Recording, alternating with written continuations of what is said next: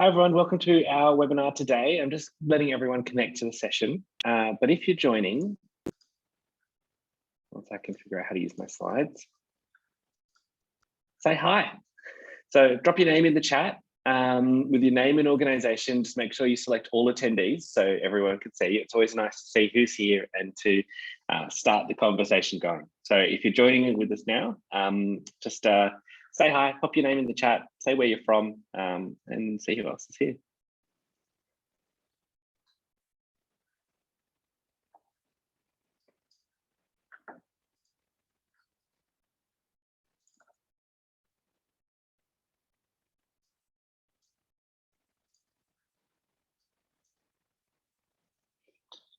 I'm just going to get a minute or two just to let everyone connect, but just pop your name in the chat with your organization and say hi to the other people who are on the call today.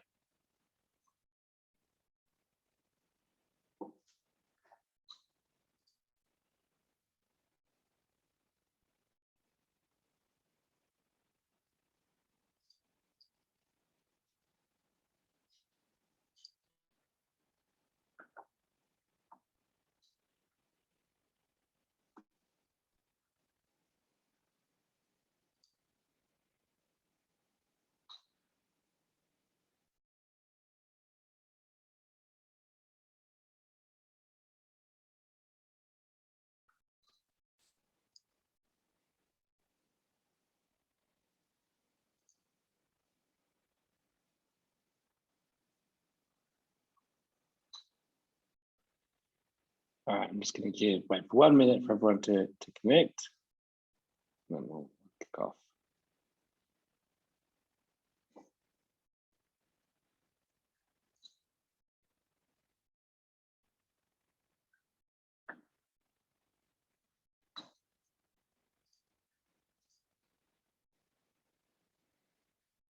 All right, I might start.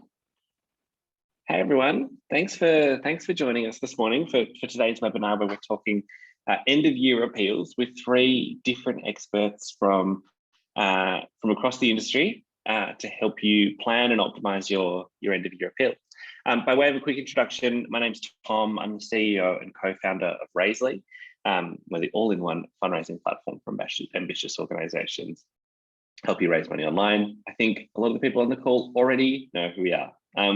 Prior to that, I was the head of digital at agency working on really large international campaigns. I'm here because all of you people joining the webinar, fighting for a better world, need the best technology to back your work. Really excited to bring you this session along with 3 incredible experts to talk through the 3 big areas of running an end of year appeal. I'm going to start with some logistics. I'm going to start with introducing our speakers, which is way more important. So we have 3 experts for you today. We have Michaela Del Casal, who is the Digital Engagement Specialist at Black Dog Institute. Michaela's got a background in marketing and communications and has been working in the nonprofit space, specifically within mental health for the past 4 years. She's fiercely passionate about making an impact on the world and doing what we can to ensure that everybody feels heard, seen, and validated. Believes in the power of community and is really excited to share her knowledge with you all today. We're also joined by Luke Merrick. Luke's our lead designer at Raisely. He's a bit of a designer-developer hybrid, a unicorn, a man of many talents. Luke is focused on championing empathetic, accessible, and beautiful design. And he ensures that it flows through the heart of everything that we do at Raisely. He obsesses on the small details, but in his spare time, plays guitar and tries not to hurt himself too much skating. And lastly, we are joined by Garth Sterling, who's the head of digital services at ntegrity. Garth has over 15 years of experience in senior marketing roles, both here in Australia and in the UK.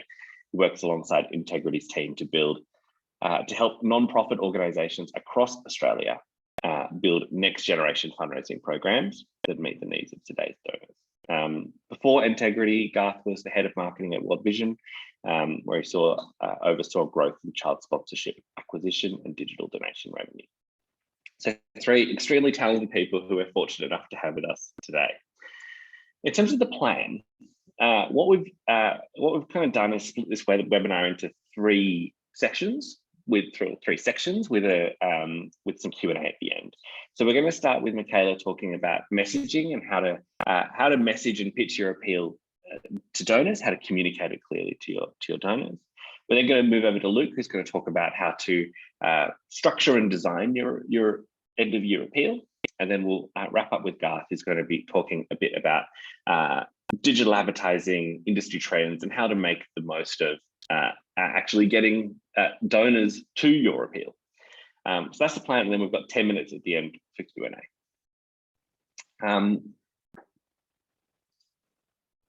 The session will be recorded. So don't feel like you need to furiously type notes or a full dictation of what everyone's saying. We will record it and we will send the recording afterwards. I'm not speaking very much today. I'm just here to moderate, but I'm on the chat. So if there's any questions that I can answer on the chat, feel free to send them through. And also as the sessions come, feel free to use the Q&A feature in Zoom. So that's the little conversation icons in your Zoom bar down the bottom there, to send questions in. We'll get to questions at the end, but if you feel free to send them in at any time, and we'll prioritize those for the end. All right, that's the plan. I might kick off with Michaela. Over to you. Great, thanks, Tom. So I would also like to start off by doing an acknowledgement of country. So I would like to acknowledge the traditional owners of the land on which we meet today. For me in Manly, which is the Gamigal people. I would also like to pay my respects to their elders past and present, and also shine a light on the importance of opening our minds and hearts to learning about the true history of Australia, so we can not only acknowledge the wrongdoings, but also take action to ensure that that history is never repeated, and to always remember that this is and always will be Aboriginal land. So if you'd like, you can put in the chat where you're calling in from. So yeah, let's begin. I would just like to also say thanks to Razorly for having me here. It's a really cool experience, so thanks for that. And thanks to all of you for joining in today. I hope that at least one thing resonates with you from our webinar. So as Tom said, I'm Michaela. I'm the Digital Engagement Specialist at the Black Dog Institute. So for anyone that's not aware, the Black Dog Institute is a mental health research institute, and we look across the lifespan of mental health, and our aim is to create a mentally healthier world for all Australians. So if you haven't done so already, please be sure to check us out.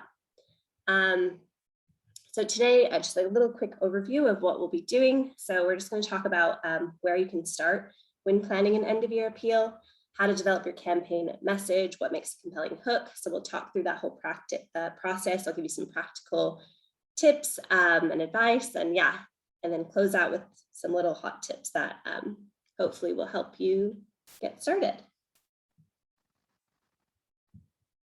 And yeah, cool. So where do you start? Knowing your audience and always keeping them front in mind when creating the concept for your appeal is number one. It's really important to remember that it's not just about the organization. It's about what we're working for together as a community. So you really want to help give people an avenue to participate in something greater than themselves. And you want to ensure that you're taking people along the journey with you, to allow them to really feel the ownership of your mission and your cause and the impact that you're trying to make on the world. It's also really, really important to know as an organization exactly what it is you're trying to achieve, so you can know the why of your appeal before you start asking people for the why. It's important to know exactly what it is across the organization and kind of be clear on that from the get-go. So we'll go next.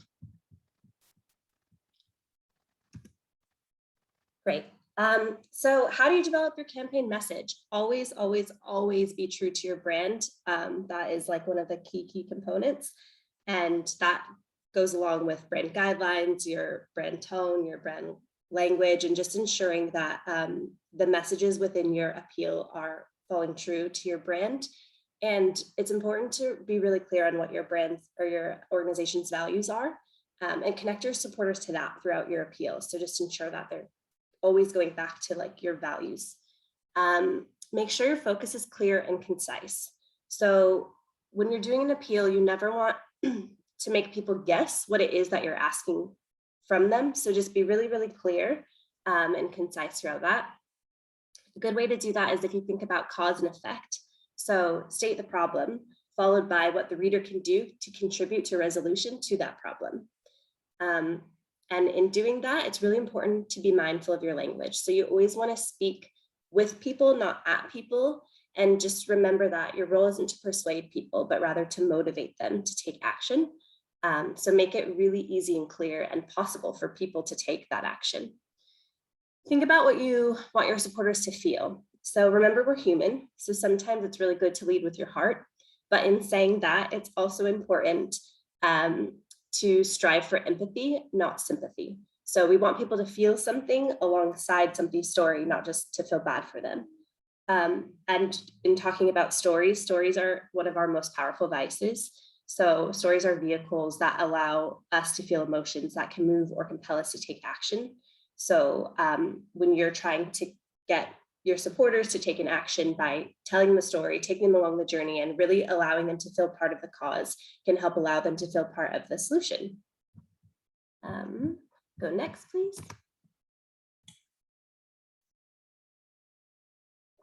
So what does this all look like? So putting it into practice.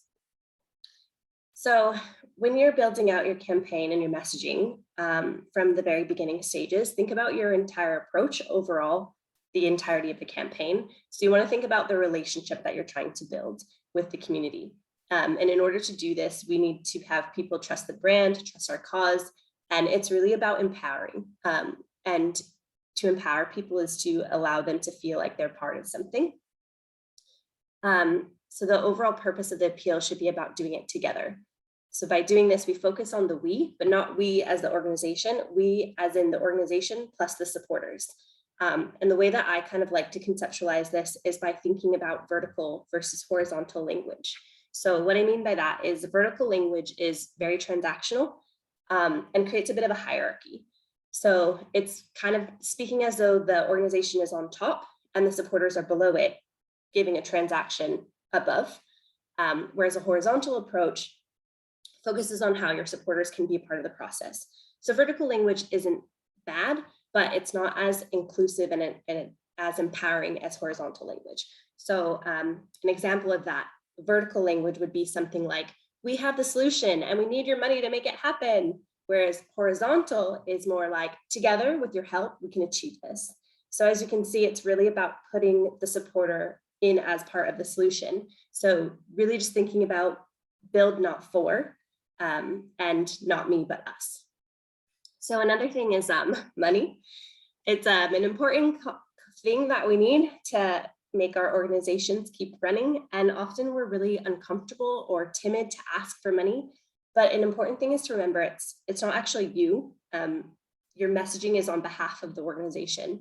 And you should be really proud to ask for money because you believe in the cause and you believe in the work that you're doing and you want to make a difference and inspire people. So that's kind of a little insight onto how to kind of get around the barrier of the awkwardness that can come with asking for money. Always offer up other ways for people to get involved so that if they can't donate, they can share the message, they can volunteer. So just trying to keep it as inclusive as possible to really get people to feel like there's different avenues throughout the campaign appeal that they can get involved with. Always try to think of ways that you can bring the community together. So in emails, this could be including community quotes as to why people support your organization or testimonials on how your services have helped others. On social media throughout your appeal period, just be sure that you're always responding to people's questions or comments so it doesn't feel robotic and people can really feel connected and shows that you really care. Go to the next slide, please. All right, this is going a lot quicker than I was expecting. So I'm going to finish up with some tips that hopefully, I'm hopeful that something will be insightful here and kind of help through the process, if not this year, in the future years. So the first thing is emails. So as we keep moving more and more into the digital space, emails are becoming a really big mode of how we communicate with one another. And it's really, really important to think about people's attention spans and competing priorities. So the average email is read for only about 11 seconds. So assuming within that 11 seconds, assuming you only have 5 seconds to grab someone's attention as quick as possible, you can really do this by the language that you use, the formatting of your email, the structure of your email, and just doing what you can to really bring people in about 5 seconds. And in doing so, it's really important to be as clear as what you want to communicate throughout your email so that people can just kind of pick up snippets and get the gist of what you're asking for. Another really important thing is asking for just one thing in an email to avoid the paradox of choice. So if you have donate, click this link, take this survey, sign this petition, share, you risk people doing nothing because there's too many asks. So either they won't do anything at all, or they'll do the one thing that you really wasn't the main thing that you wanted them to. So I really advise that you just have one choice, and that way people will make that choice and it will be aligned with your kind of goal or your objective of the appeal. Another thing is subject lines.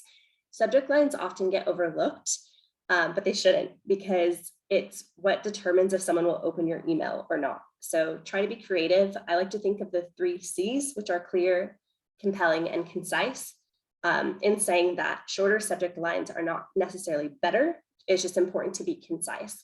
And the best subject lines inspire or motivate action. Another thing is when asking people to donate, it's much more impactful if you use a specific numerical amount. So rather than donate today, if you say donate $15 today, people are more inclined to donate, and they're more inclined to donate the ask that you've suggested. Another tip is to clean up your list. So look at how active people are that you've been emailing. So if someone hasn't opened an email from you in a year or 2 years, is it really worthwhile for them to be in your database if they're not engaging with your organization? Another thing is to be mindful and strategic in the way you structure your comms. So look at your comms plan for the month leading up to and during your appeal. So whether that be emails, direct mail, social media, etc., and just be really sure that there's a balance and time in between so you're not overloading your supporters. Another thing is insights and tracking. So obviously being kind of research focused, at Black Dog Institute, we really, really value the insights that we can gain. And so look at what are your supporters engaging with? How often are they engaging with that content? And this will help inform you what types of messages and content you should be prioritizing. And lastly, it's just a little thing that I love, and it's head, hand, heart. So when you're writing your appeal, you want to compel people to think with their head, to feel in their hearts, and then give with their hands. So yeah, that went a lot quicker than I was expecting. I'm usually a massive talker, but I hope that that was helpful, and I'll be around for extra questions. And yeah, I'm more than happy for anyone to reach out if you have any other questions after the webinar. Thanks. Thank you so much, Michaela. I might just bring that other slide back. There's so many awesome practical tips there that I think folks can apply to their communications in the next month or so. I do love a good 3 C's and some good alliteration there in head, heart. But I think behind those tips is something that'll be really helpful for everyone who's joined today. If you do have any questions for Michaela, pop them in the Q&A. We'll come back to those at the end of the session. All right, well, next up we have Luke. We have a brief logistical changeover with the screen share. Luke's going to share his screen, and then we'll dive into Luke.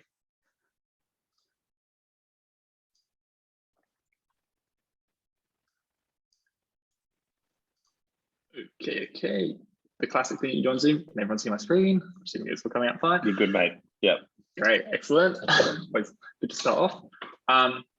Thanks so much, Michaela, for that. So insightful. I think so. It's great to see how much of that pulls over into the design. It's very easy to think of design as being this entirely separate thing, but it very much ties in with what Michaela and what Garth will talk about as well. Before I start, I would also like to acknowledge that I'm presenting on the traditional lands of the Gadigal people of the Eora Nation, and I pay my respects to elders both past, present, and future.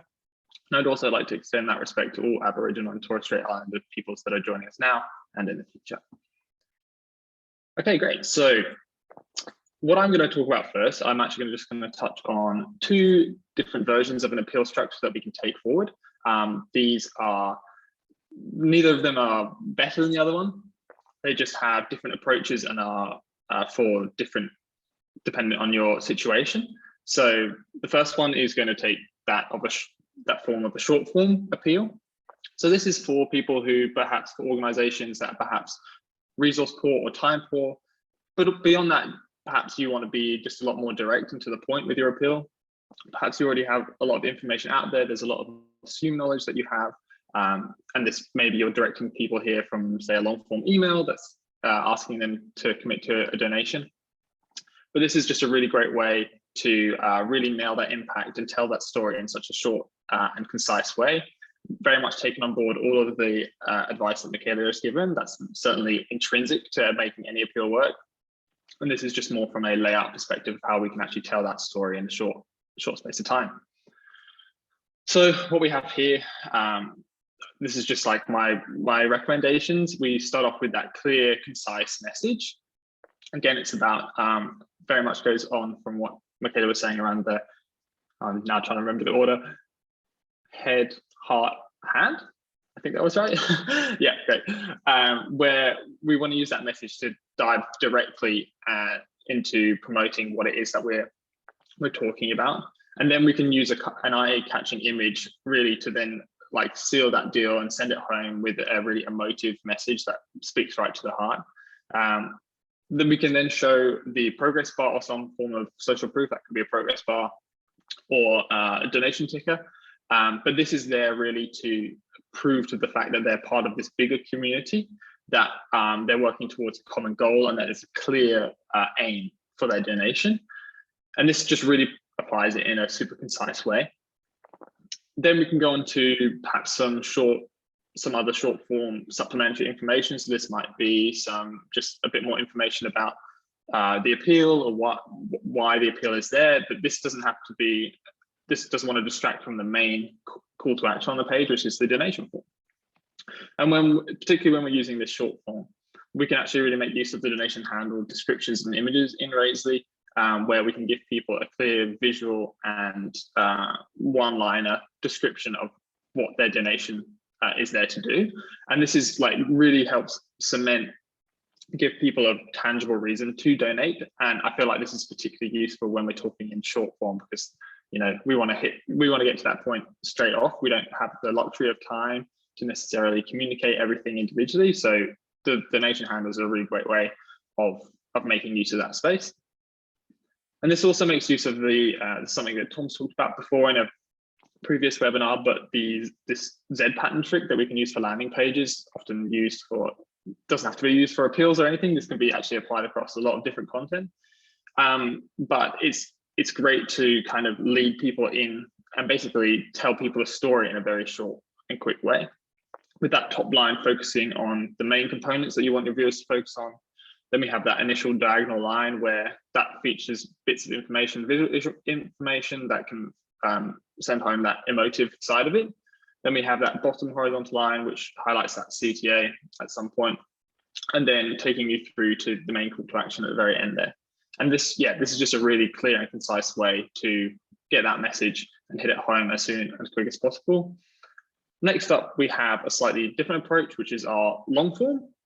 So this is potentially people who have more resources or just potentially have the ability to tell a longer story. And as Michaela was saying, it is all about telling a story. There isn't if you can't take your donor on a journey, then there is no reason for them to donate. Without us being able to tell them and convince them and really upfront the cause, then there's no reason why they should. So this is just a really another way of taking a bit more time to give your donors a bit more of an engaging, in-depth look at the cause that you're talking about. The primary form with this long form structure is that we have the opportunity to tell a story, and so we can kind of think of this structure as, in a way, sort of like a story. We're guiding people along a journey to donate, but also we're getting this kind of information right and combining it with the great messaging. What it does is it gives people the right foundation to provide them with the knowledge that to go out and encourage their peers. You're actually empowering them with information to be able to share with others, and it gives them a lot more of an investment in the cause as well. If they feel like they understand your cause, then they're far more likely to donate, far more likely to donate higher, and more likely to then share that message with others as well. In this long form structure, we can again, if we go back to that story, the idea of a story of a book, we can consider that top hero section as to be like the intro, the blurb, that kind of short form thing that really hits home as to similar to the short form, that really hits home with that key core message. And despite the fact that we don't have the donation form as high up on this page, we still want to make sure that we're including a donate button, at least in the very least. We could also include a donation form up there as well, but we very much need a clear call to action that allows people to quickly skip to the donation form if they need to. However, if we're dealing with people, we want to be accessible to people from all walks of life, people who have different levels of understanding about a cause. And so for somebody who is very much locked in and keyed in, perhaps your messaging, your advertising is really focusing on them, they might feel at this point ready to donate, in which case, great, they can hit that donate button and take them straight to the form.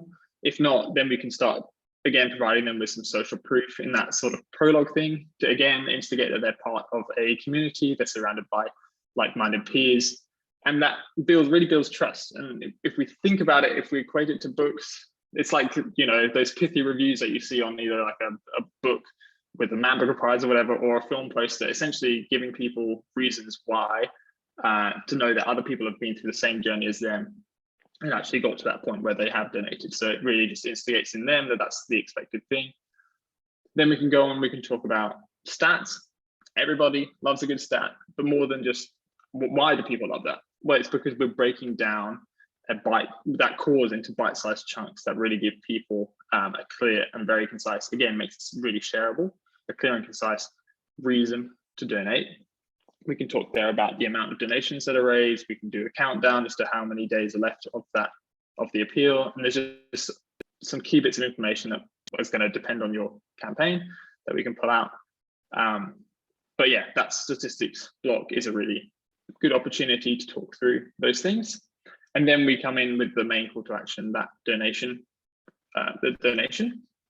And we always want to be directing people back to this donation. Obviously, it's the key call to action on that page.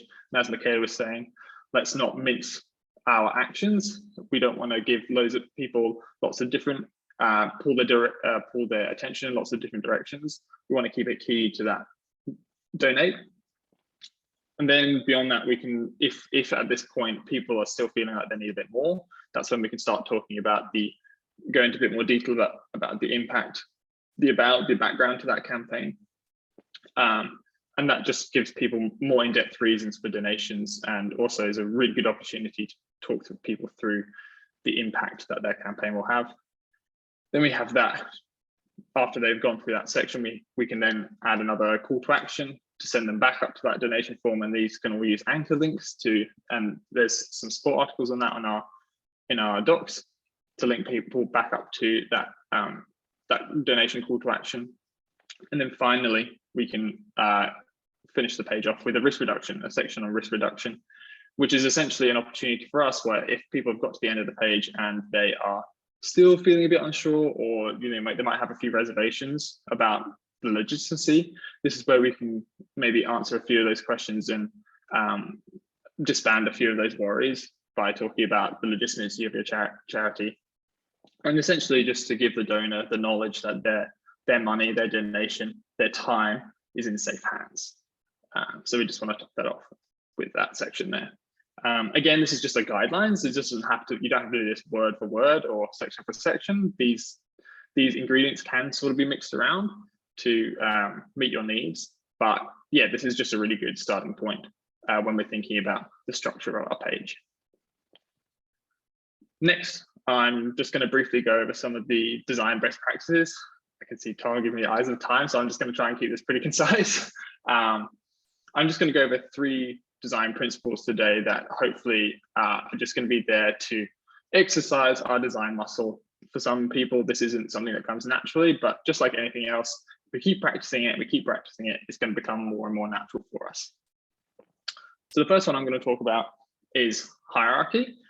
And this is very much tied in with messaging. There's so many similarities with the way that we write content as the way that we display content. And this is about establishing a logical flow to your content. This is just a very quick example of, and a bit stupid example of why hierarchy is important. There's various bits of information on here, some of which are more important than others, but because of the way that they're visually displayed, we get drawn to certain bits of information. And this is just a lesson in it matters. Hierarchy matters. Perhaps a more tangible example is this might look familiar to some people on here who've used Raisley or have used other builders before, or who've even just seen other appeals. There's nothing necessarily outright wrong with a section like this, but what I'm drawn to as a designer is the fact that this information is laid out in a way where it doesn't respect people's knowledge. There is no differentiation here between the heading and the content body of the text, and then those two call to actions to end at the end. There's no acknowledgement that people might have various levels of understanding, and it also doesn't allow them to digest it easily. How can we change the hierarchy to make this a bit more digestible? Well, this is where we can start to use our headings, we can start to use our subheadings, our paragraphs, and then we can use the different different button styles to pull out that key call to action. Obviously, in the donation appeal, it wouldn't be sign up now, learn more, but it's just a good example of how this can be applied, not just to appeals, but to every site that you make. And this is just, make sure that we're thinking about, we're all used to probably in our day of structuring a Word document, and we use headings, subheadings, all that kind of stuff. It's very much, you're very much able to translate that across into design and think about that visually. Next, I'm going to talk about spacing. This is one that is probably the bane of most designers out there, to be honest. You constantly are having to justify space. I like to give just two very visual examples, probably of which people have been very used to. Certainly my desk in the past couple of years probably ends up looking a bit like this too often, but nobody wants to live in a space like this. Nobody wants to work in a space like this. It becomes very cluttered, very overwhelming. What we really want is that kind of Pinterest, Instagram, influencer, perfect thing. Who knows what's going on around the outside, but we want this idea of calm, this idea of space and time. And so we want to take that same approach that feels natural to us and apply that to our design. There's nothing intrinsically wrong with this. What is good is that we have a clear hierarchy there of information. However, we could actually be a bit brave and use some spacing to really give it a lot more opportunity to breathe. And we want to respect people's also the sense of well-being. And if we're giving people too much information, it can become very overwhelming. So taking a layer like this, for example, and just give everything a bit more space, give everything a bit more time. Don't be afraid of people scrolling. People are used to scrolling. That's the nature of the web, particularly now. Obviously, this doesn't address on mobile, but very much all the same principles apply.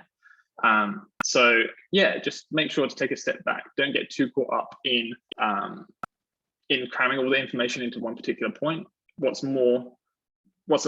better approach is to take that flow to your content and make sure that you're writing the right hierarchy, that you're guiding people through, as opposed to just cramming it all in there, because it will become immediately inaccessible.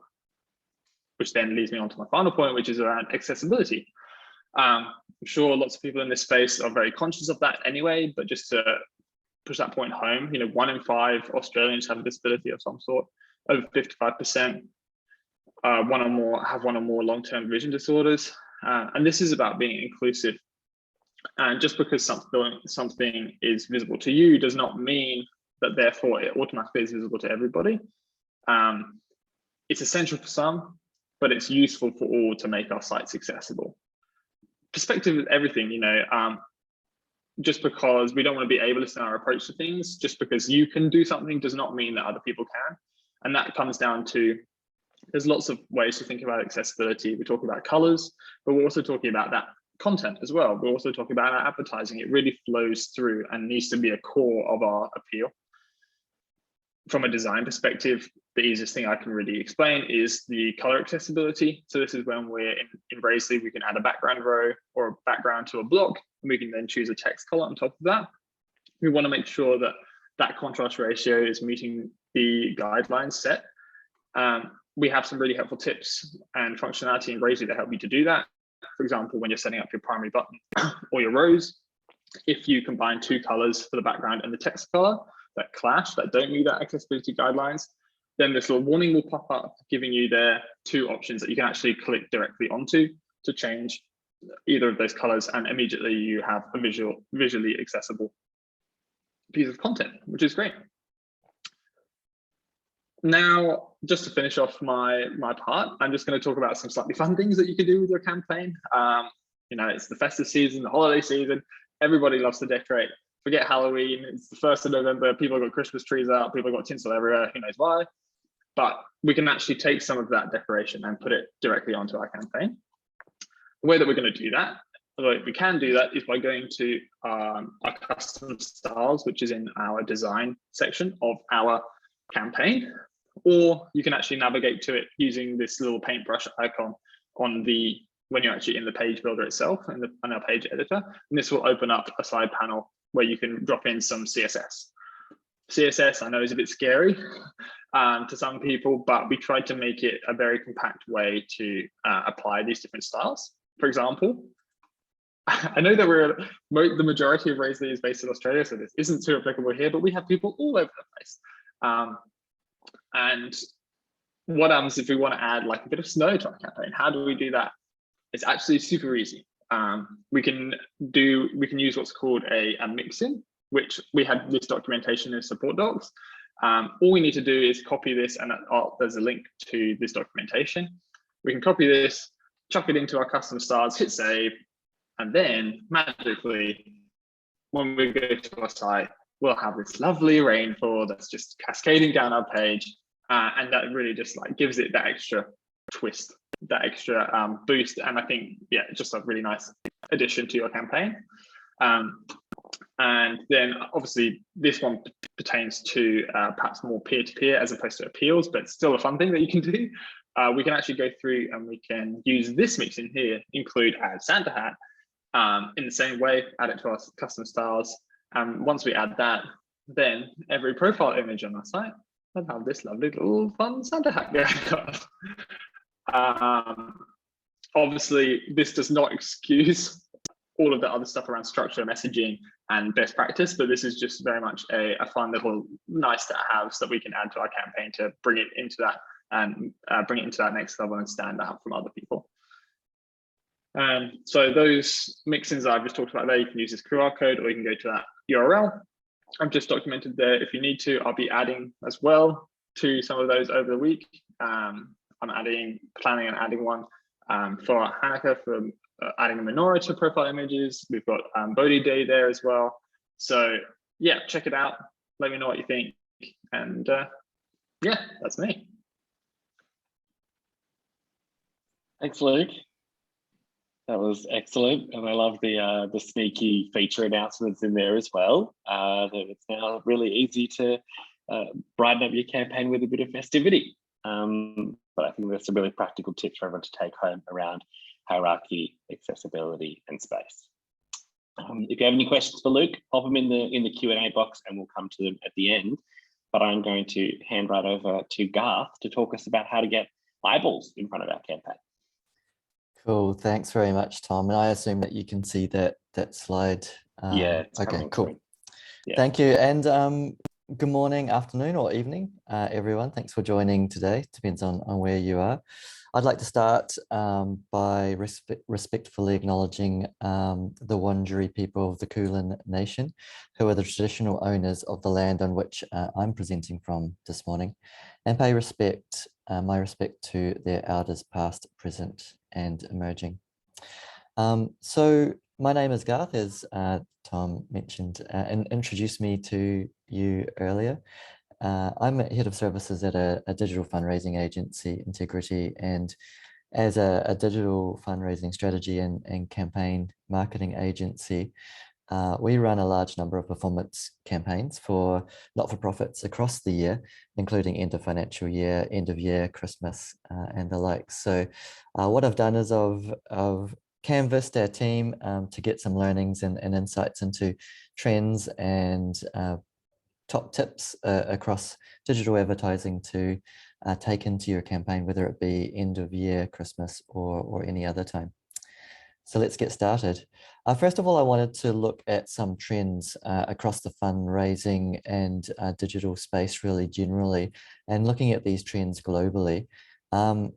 Emergency and support relief have really, over the last sort of 18 months or so, have really reminded consumers across the world of the importance of charities, of the importance of the not-for-profit sector, if you like. And there's never been a better time to really have campaigns in market and I guess make the most of that. I've got some headlines here from across the globe. So, and some stats that came through earlier this year specific to Australia, but these stats would probably be relevant to any market across the world. 85% of Australians agree that the COVID-19 pandemic has made them appreciate the role of charities more, and 90% of those giving are proud of the way that charities have really rallied to support those in need during this time. In addition to that, consumers of all ages have really adopted digital. We've vaulted forward 5 years in the space of the first 8 weeks of the pandemic during lockdown. That's global research. It increases and decreases depending on the digital maturity of the market in which you're operating. But broadly speaking, digital has come of age for all ages. We move on to the next one, which is really looking at the use of online research to determine what brands or what causes to support. This has really increased in the last 18 months as well. And it's really been driven, the increases have really been driven by those older age groups. So I know most of you running fundraising campaigns, a lot of you have got older consumers. So those 45 plus now are increasingly online and doing their research before deciding what product to buy and what cause to support. And finally, research from Mintel, another global consumer research agency, showing that there's been a big increase in online shopping. So online media, online research, and online shopping, and that's really filtered through into online giving globally. Just to really hone in on some specific markets and some specific trends. So here we start with Australia, 1.3 million Australian households shopped online for the first time last Christmas. That's according to AusPost. And then this flows through into online giving. So 80% of Australians have said that they would support an online fundraiser in 2021. Moving across to the US, 44% growth in e-commerce over the last quarter of 2020. And then that's flowed through into 63% of US Canadian donors prefer to donate online, 40% giving through Facebook fundraising tools, and 88% of those would do so again. And finally, Europe, 81% growth in adoption of digital in Europe over the last year, according to McKinsey. And then flowing through to 60% of Europeans gave online during COVID. So we're seeing, broadly speaking, a real love and respect for charities, an increase in digital adoption across media, research and giving and online buying, and that's flowing through into digital donations. And then finally, looking at the channels. So this is a global study from 2019. So it is a little bit before COVID. So this is probably skewed even more digital since COVID. But this is looking across key markets and what are those key channels that most inspire giving. And it's really interesting, right? Because I know in Australia, we look to Europe and the US for fundraising strategy and fundraising ideas, and I'm sure it's the same across different markets. You look to other markets for giving trends, but this is a survey of donors, and those donors are showing that the top channels that inspire them to give. Email is the #1 channel for most markets except Europe, where social media is the #1 channel, and then it's website, print, and TV. With print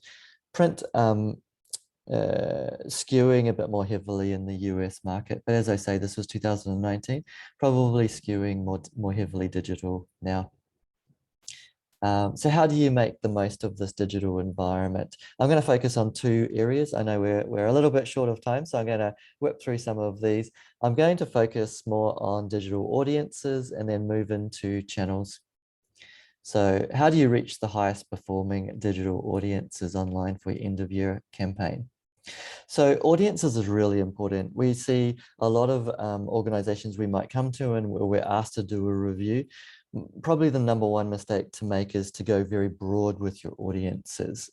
We would really say, look, start with your highest performing audiences and then work outwards in terms of the target here. Your highest ROI audience is going to come from maximizing the use of your first party data. So email lists, donor lists, lapsed donor list, leads list, upload those audiences onto either Google or Facebook Ad Manager, and then use those for targeting.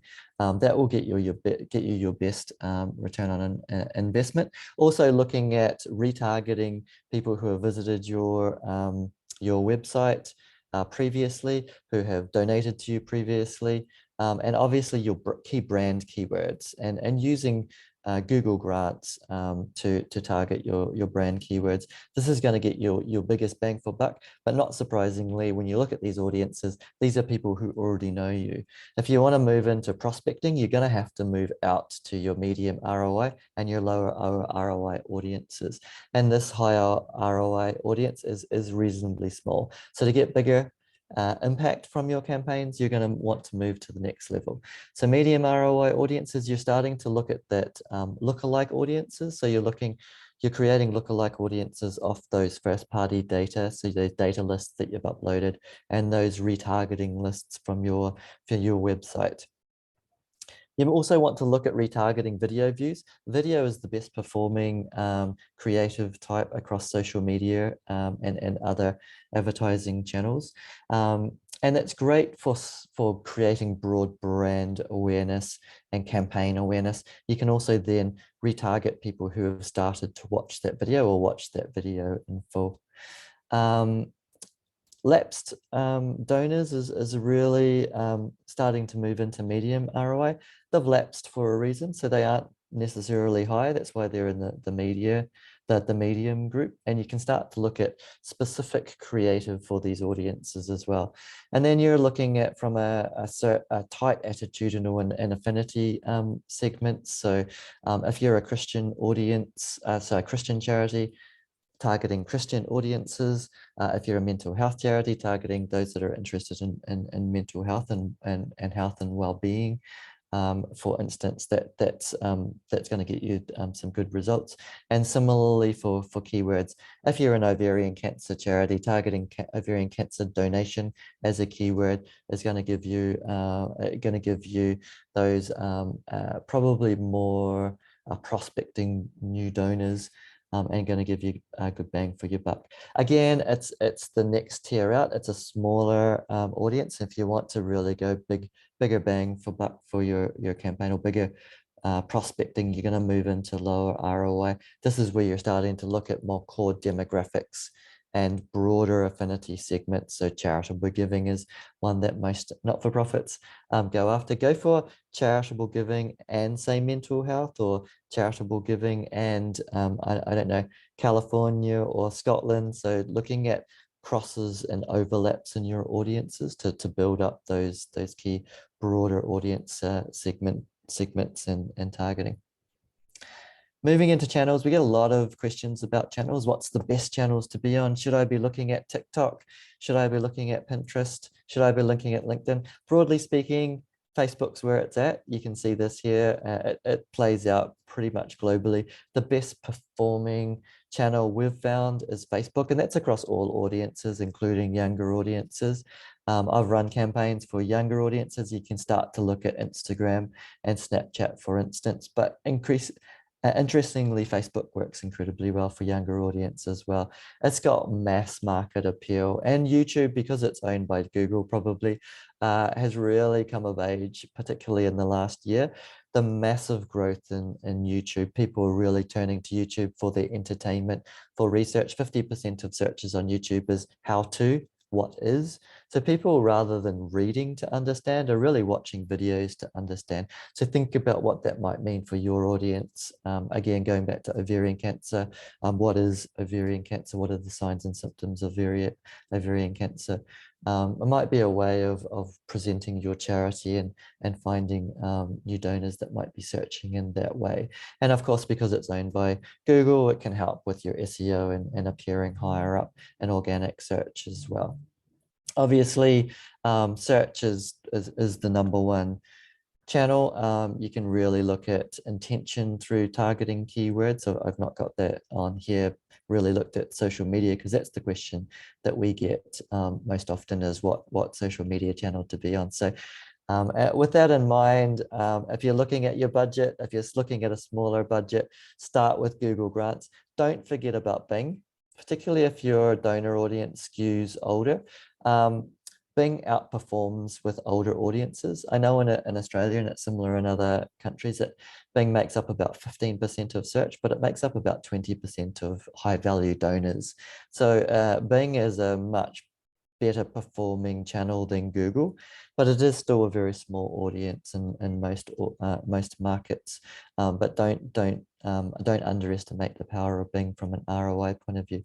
And then when you're moving into social, as I say, Facebook is really where it's at from a performance point of view. If you've not got a very large budget, then start with Facebook and then start to layer in Instagram. And then finally, if you've got a larger budget, you can start to look at those broader channels. I've put in their display through Google Ads display network as a way to get into display ads. Display is really the billboard of the internet. So think of it as just keep it really short, keep it really high impact, a few words. Keep your brand color on there. Don't try to do too much. It's really about brand awareness and getting yourself out there. And then social media is where you can tell a bigger story, a bolder story, and a brand story, and start to layer in YouTube as well. I'm going to skip past these next couple of slides because I want to allow some time for questions, but just to say that you can start to then break down these channels in this way, thinking about what are you going to put with social media, what are you going to put with Google Ads, what social media channels, how are you going to test your campaign, what sort of ad types are you going to run, and what sort of audiences are you going to layer in. This is shown diagrammatically, but it's nice to build a template and a spreadsheet this way to start to partition your budget. And think about digital budget as being quite flexible as well. Once you get into the campaign, you can see what channels, what audiences, and what creative is working. So you can start to move your digital budget around, switch tactics on, switch tactics off. I won't go through this because I want to allow time for questions. So I won't go through in too much detail, but just really to speak to the role of each of these channels. Search is really about discovery, and make sure that you use Bing and Google. Make the most of Google grants. So Google makes available $10,000 US if you're a charity, free per month, up to $10,000 US for free each month. It's quite hard to maximize that amount of money. There's a few tricks there, and there's a few limits to how you can spend that money, but it's a great place to start. Social media is really to tell your brand story and connect deeply with donors, because your ad should look native. So it should look like the type of post that appears in their feed. That'll get you the best results, but make sure that you test different creative and calls to action. Display is for low cost reach and repetition. It's again, think of it like out of home ads, as really just keep it short, simple, and sweet. And video is again for high impact reach and repetition. It really enhances top of mind awareness and the message around your campaign. Thanks for your time, and I'm going to pass back to Tom now for questions.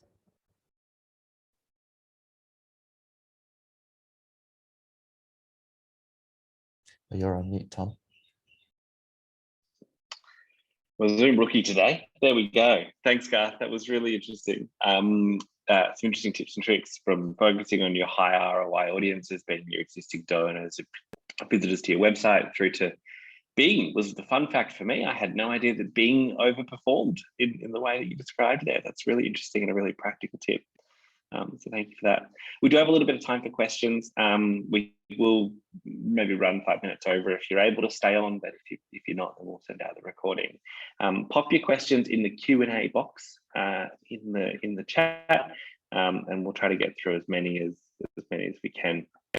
Michaela, I wanted to start with one for you, which is kind of, and it's been asked by Rachel and Krishna, but how many emails do you send when you're planning a year, like an end of year campaign? How much is too much? How much is too few? How many times do you ask? Yeah, that's a really great question. I think typically for an end of year or tax appeal, historically, we've aimed for like about 3 to 5 emails. But in saying that, I think it's really important to be as organized as possible from the beginning of starting your campaign and really build out your messaging.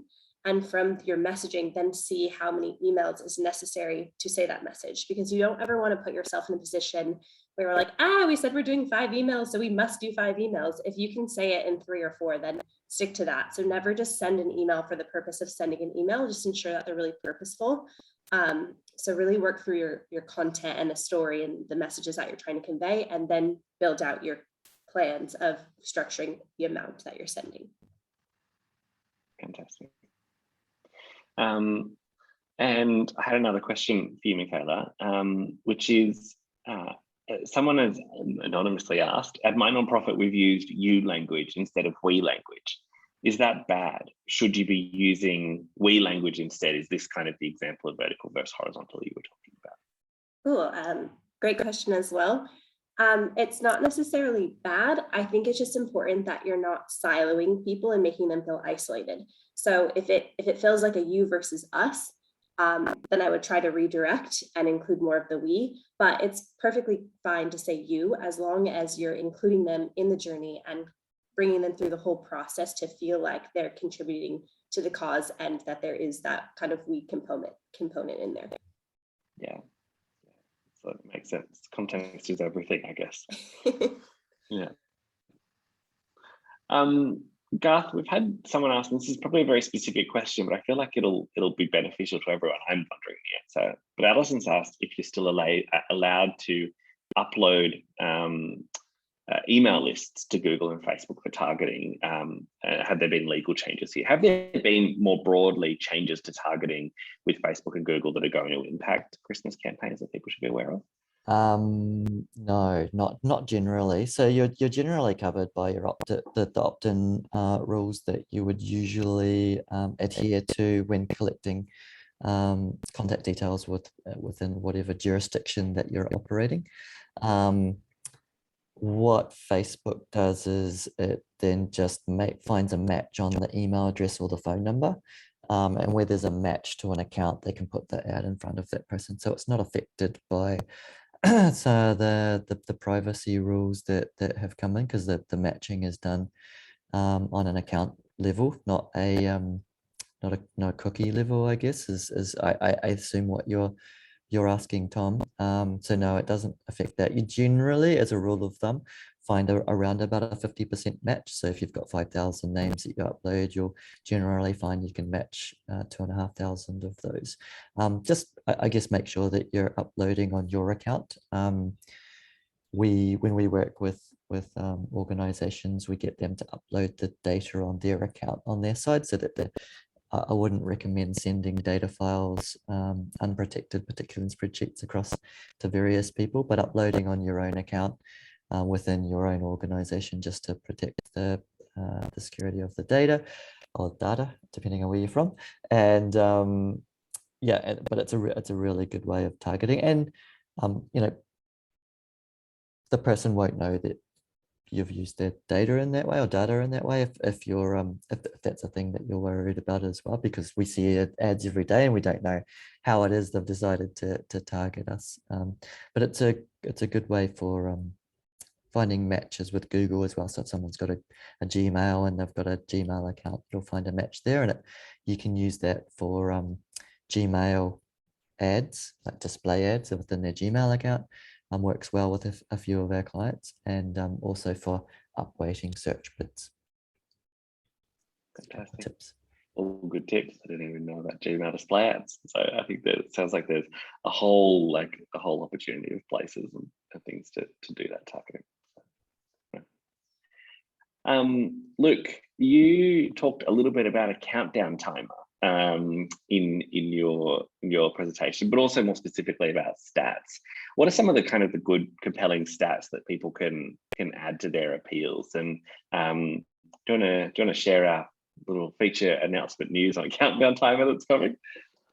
Yeah, I was a bit premature about that countdown, but we're actually working on a countdown block as we speak. So I'm not sure I don't give an exact date as to when that's coming out, but it will be soon.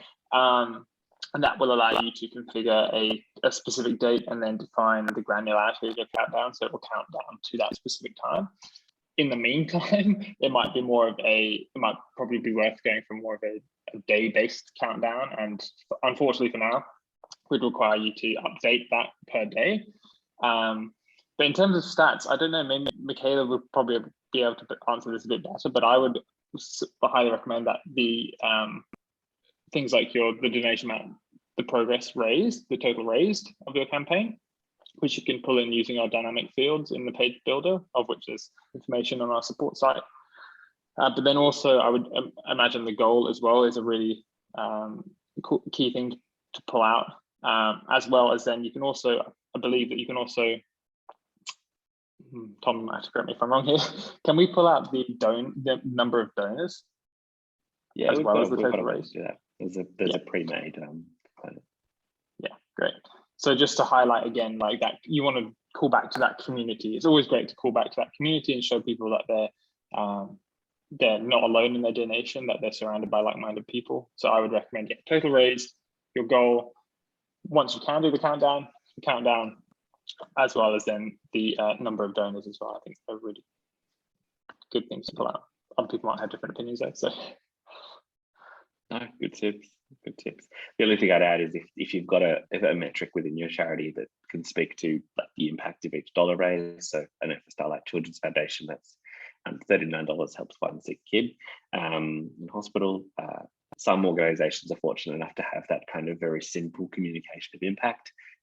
Others might find that hard, but if you do have something like that, then it's always a good thing to show on those pages. I think I've got another one for Garth.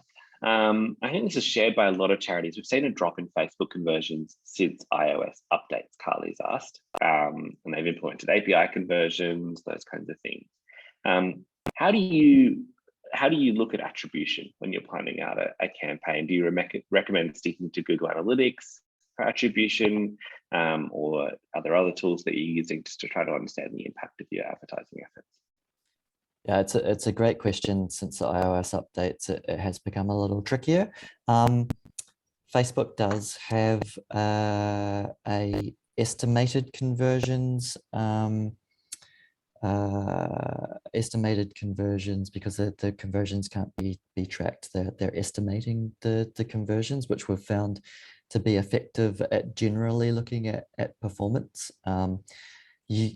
There's lies, damn lies, and statistics, right? And you can measure data in a number of different ways. So generally say stick to Facebook for looking at how Facebook's performing and making decisions about what audiences, what creative particularly is working. And the same goes for Google. And then use GA for looking at how your site's performing and how you're seeing traffic coming in more generally and how it's performing across the campaign. And then your CRM will give your data as well on performance. So you've kind of got those different layers. We use all of them. So we use all of them for different purposes. It just depends on what your intention is, but generally GA or some form of organization source of truth is the best, what we call lagging indicator to give you how your campaign's performing and how each of the channels are performing. And then we work backwards to make decisions about spend and where to put that spend across each of the channels. But yeah, it is become more difficult, and it will continue to become more difficult. It's no different really to traditional advertisers who have to put money into TV ads and radio ads and out of home and try to figure out what proportion of their revenue is coming from each of those. We don't cut off any of those, despite the fact that we find them more difficult to track. So there's an element of trust and faith in some of these channels, and it makes sense that as more people go online, so catch-up TV is another exciting space. More and more people have adopted catch-up TV in the last year, so more money's moving from linear TV or traditional TV buys into catch-up TV, and it would make sense that more of your budget goes from more traditional channels like DM acquisition, for instance, into digital, because that's just where people are spending more of their time. So, marketing and advertising and fundraising is all about being in front of people in an effective place. So some of it you might not be able to specifically measure as well as you used to, but you would still want to be where people are. But generally GA is if you're looking for one answer, while keeping an eye on the platforms as well. Yeah, and it always keeps changing as well, this landscape. Yeah. I'm going to end with one question, which I think is a good practical one for us to end on for Michaela, which is about the subject lines in emails. Would you recommend making it clear in a subject line in your end of in the end of year appeal that it is a donation ask, or do you use other hooks to try to get people to open them? I absolutely love that question. It's a really good one. Transparency is key. So it's up to you if you want to explicitly ask for donation within the subject line, but I would definitely say, if you're not going to be explicit, make it implied, because you never want to trick people. So if you don't want to say like, we want your donation or we need your donation, you can say something about how they're going to make a difference, or you want them to help with your impact or something along those lines, so that when they click into your email, it's clear to them that they know that there's going to be a donation ask, because you never just want it to be like, we have some amazing news, and then they click in and they're like, whoa, because obviously that hinders the trust and your reputation and all of that. So yeah, great question. Transparency is key. So always be as honest and open as possible. And also just like think of yourself, if you were getting loads of emails and you were clicking through them, how you would feel if you kind of felt like, oh, wait a second, this subject line doesn't really match up to what the content is within the email. So that's my advice for that one. Good advice to end the session with, I think. Transparency is key. I hope this has been valuable for everyone who's joined today. I think there's loads of great tips that have come out of this, from design to advertising to how to communicate your campaign. I've learned a lot just listening in. And so big thank you to Luke, Garth and Michaela for joining us for the hour this morning. Thank you for everyone who's joined and tuned in. We will send the recording out to everyone after the call, and we'll also include everyone's contact details in on that as well, if you do want to get in touch with people individually. All right, I'm going to wrap it up there. Thank you so much, everyone. We'll see you at our next webinar. Bye.